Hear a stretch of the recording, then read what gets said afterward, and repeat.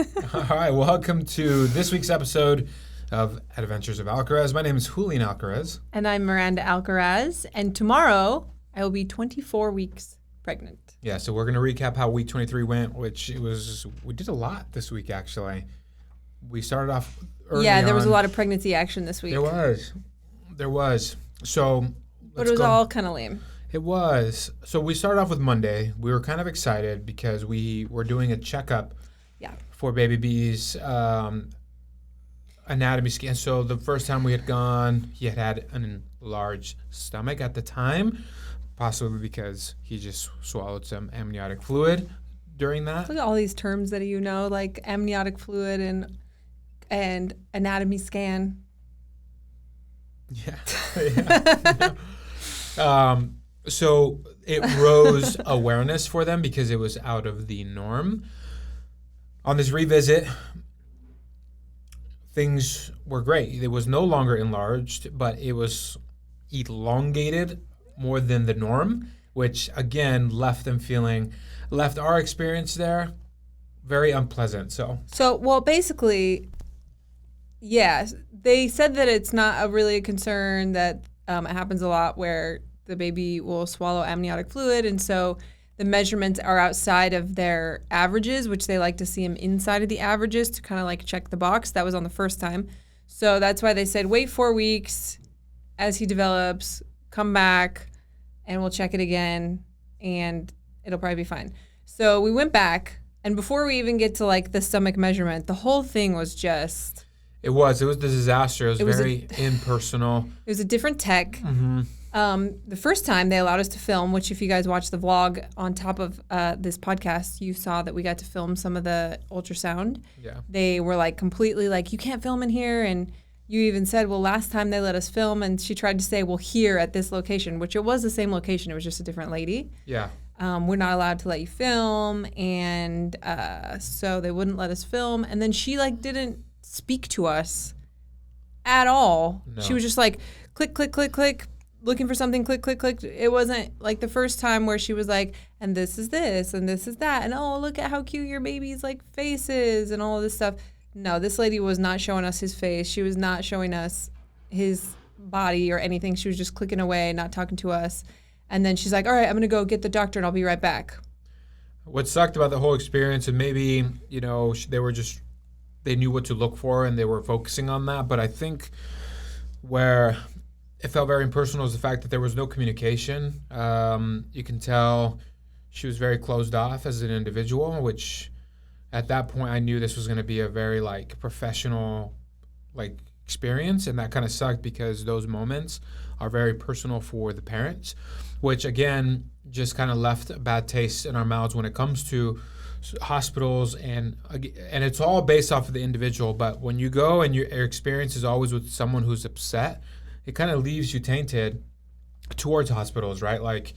Not every case is the same. Clearly, the first time we went for our first anatomy scan, the lady was very pleasant to work with and everything. But during the second time around, this person was just so miserable, was just passing through every single scan, jamming the keyboard to the point where I was like, whoa, it was so aggressive.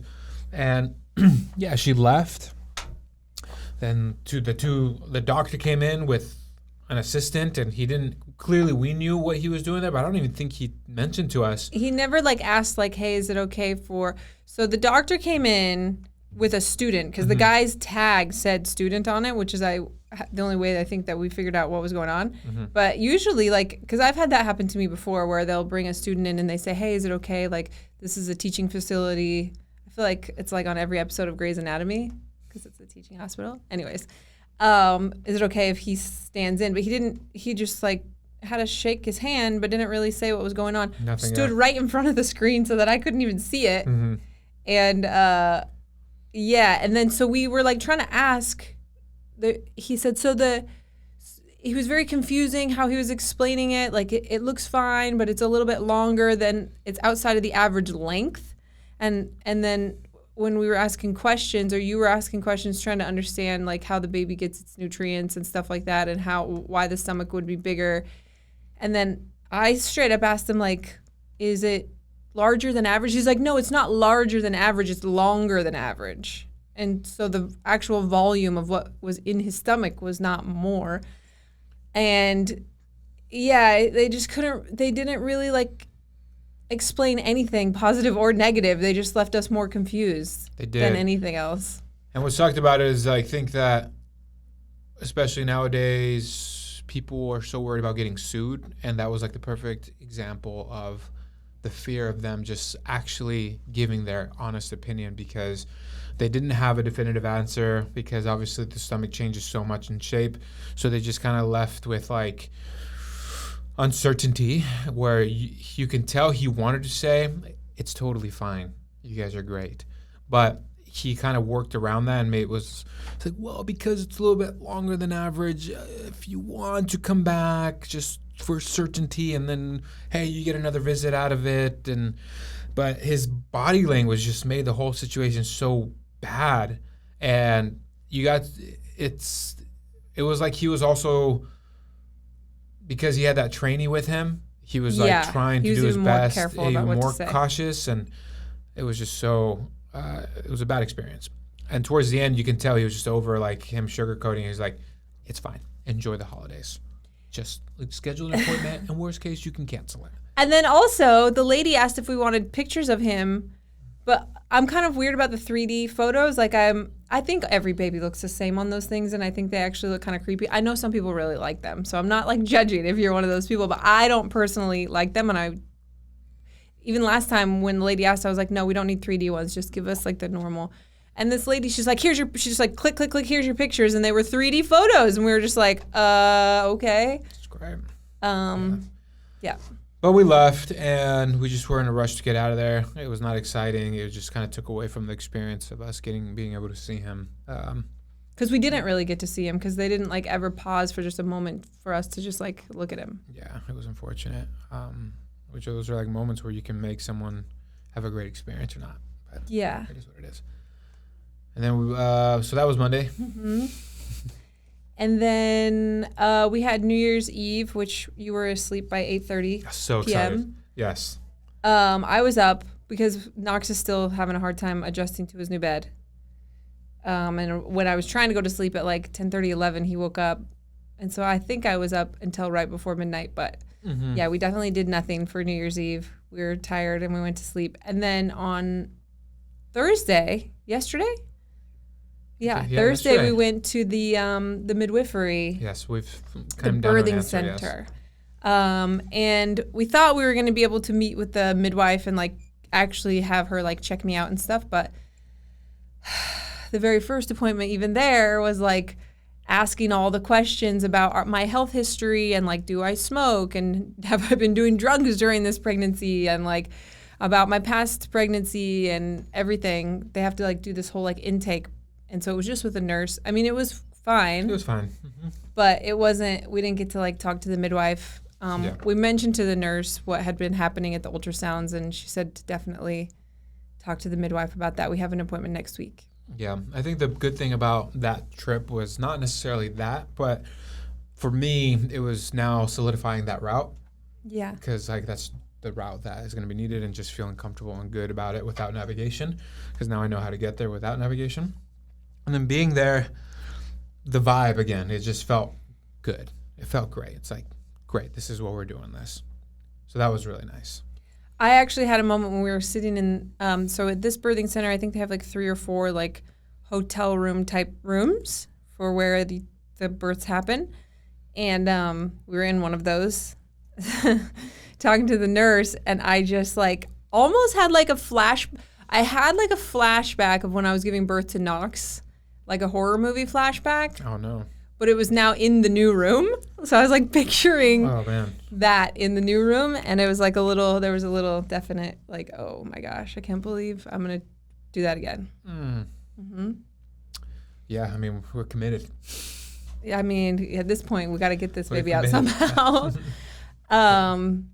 Yeah, he's been kicking so much. You can see it now. Yeah. Like visibly, like if you're watching my belly when he's kicking, you can see it. Yeah. And I think, was it this week, the Saturday that we got the crib? I don't know. I think it was. Yeah, probably since we filmed the last one of these. Yeah, we got his crib and his dresser, and he has his own room, and Knox is so good about it. He knows. Yeah, like he doesn't try to get into it. He's not bothered by it. He says, this is Kama, is that how I say it? Yeah. For baby B, and he knows. He has his little stuffed like buffalo that's in there. Knox has not tried to mess with it at all, actually. It's been a great transition, actually. Yeah. Again, all things being said, I think Knox is doing a great job, even with his because at least now we know we have one, that room's a lot bigger and the bed's big enough, so if we want to lay with him, it does help. Like, he'll fall asleep, and as opposed to the crib experience, we just sleep on the floor. Ugh, that was the worst. But everything is going great. I feel good about things. This week's been awesome. We were just talking about something recently, how that last pregnancy with Knox, you had a lot of inflammation in your wrist to the point where it was like you couldn't fall asleep. I had really bad carpal tunnel syndrome. Yeah. I don't remember when it started. I mean, I still have 16 weeks left. Yeah. But it had happened long enough where I got like braces and I was sleeping. I remember because our relationship was still pretty new, and I was like, I am pregnant. We just moved in together. I am pregnant. I sleep with braces on my wrists. Mm-hmm. Like, there's not anything that could possibly be less sexy than this situation right now. Yeah. I kept the braces, though, just in case for this time, but I haven't needed them. No, it's been great. Like, yet. I haven't heard you say anything about your feet or things like that. Again, you still have this last trimester, but things, I feel like the only thing, tiredness, but, that's just, it's more than just pregnancy at this point. It's just a combination of running a life, like running a business with, all the stuff that you have on your plate on top of having Knox, and it just adds on top of it. So, Fitness motivation for me has been low this week. It was fine on Monday, and Monday was that 24-minute workout. Yeah. And then ever since then, I've just felt like garbage in the workouts. I rested yesterday, so we'll work out today and see, but I've just been so tired and not really like motivated too much to go hard. I was going to say, I wonder if some of those symptoms that I was having before were because we lived somewhere where it was so hot. It was just hot, pregnant. And then we'll know more, and I'm excited to actually pay attention to that and see what the difference was there. One of the things I didn't mention as well is that we were just eating even differently, even though we still had pretty good eating over there, but like we ate out a lot more. Out a lot more. So yeah, I'm just very curious to see the difference in that. But things are. We have an appointment coming up this upcoming week to meet Wednesday. The midwife, which is great. It's awesome. It's all going good. Things are great. Yeah. Well, do you have anything else that you can think of for this week? No, not really. We've just been so busy and everything, but just those 2 appointments were like the biggest. Yeah. It can be really hard when you're so like, it's such a special moment for you. Oh, the only other moment that I wanted to share is when I brought the creepy 3D photos home, I did show one to Knox, and I did not preface it whatsoever. Mm-hmm. I just pulled out the photo and I said, "Who is this?" And he said his name. Immediately, right. Without any coaxing from me whatsoever. Yeah, that was really cool. It was so crazy. I was like, oh my gosh. Yeah. Yeah. Well, all right, guys. Thank you so much for listening to this week's episode of Adventures of Alcaraz. We'll check in with you guys next week with some more updates. Take care. Bye.